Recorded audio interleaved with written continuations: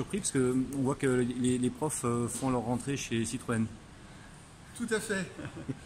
C'est une pré-rentrée, on pourrait dire.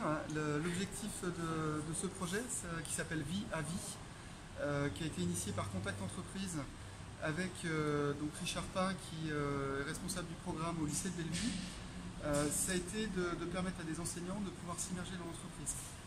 Donc Corinne Anguillenin, qui est ici présente, est venue passer 3 jours avec moi en pré-rentrée pour pouvoir s'immerger dans l'entreprise, découvrir quelles sont nos problématiques, quelles sont nos contraintes, pour pouvoir avoir un enseignement plus riche vis-à-vis de ses élèves. D'accord, donc justement, alors c'était la question que j'allais vous poser, que Jean-Marie Jeune Homme vous a posée finalement. Quel était finalement l'objectif pour un prof, voilà, d'intervenir donc dans une concession, de s'immerger finalement? Déjà de rapprocher l'école et l'entreprise dans la mesure où nos enseignements concernent des étudiants post-bac, donc qui sont sur la préparation d'un diplôme professionnalisant.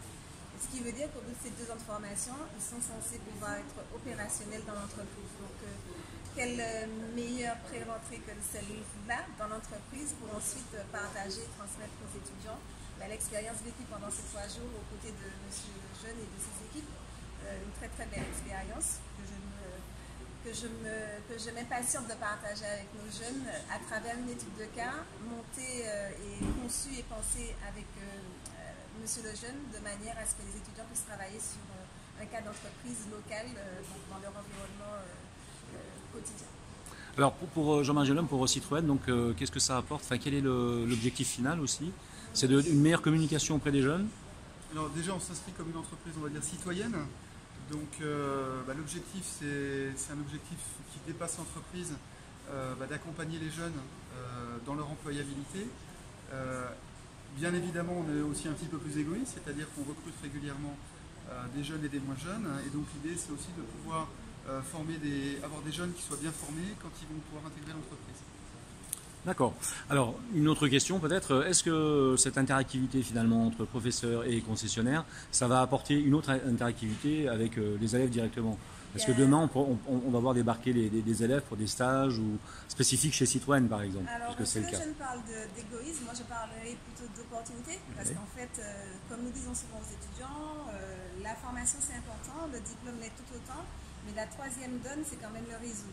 Donc, ce type d'expérience permet d'étoffer son réseau et forcément de permettre aux jeunes de trouver peut-être plus aisément, en tout cas de faciliter la recherche d'entreprise d'accueil pour les périodes de stage en entreprise et à terme pour une employabilité. Donc il est évident que mieux le jeune est formé, mais meilleur il est et plus il intéresse l'entreprise. Donc ces expériences-là sont complètement innovantes mais perspicaces et pertinentes pour la formation du jeune à terme. Alors d'autant qu'on va au-delà d'une simple immersion de l'enseignant, puisqu'on va co-construire un cas.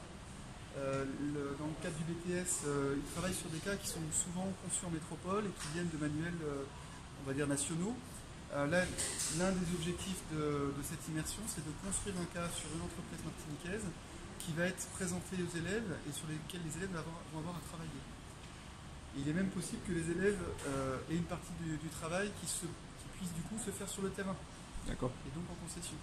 D'accord, donc ça c'est très intéressant. Donc une vraie interactivité avec les élèves qui vont pouvoir peut-être formaliser ce qu'ils ont appris théoriquement en pratique et chez Citroën par définition. D'autant que nous avons un public aujourd'hui qui change, et nos jeunes enfermés H24 ou en tout cas sur le temps scolaire dans un établissement, il faut un petit peu éviter parce qu'ils sont beaucoup plus réceptifs quand ils sont un petit peu à l'extérieur, quand on leur propose des terrains d'apprentissage différents. Donc ce type de dispositif permet effectivement aux jeunes de s'enrichir, de valider des compétences, mais hors cadre scolaire, donc ce qui est très bien pour les jeunes futurs professionnels. Bon, alors maintenant, on quitte un petit peu Jean-Marie Jeune Homme, mais merci d'avoir été là, Jean-Marie. Et puis on va directement voir Madame la professeure pour lui poser la question très discrète. Alors, comment c'est Citroën? Alors, Citroën, c'est super. Si vous cherchez un véhicule, c'est ici qu'il faut venir. Merci à vous en tout cas. À très vite. Merci encore. Merci à vous.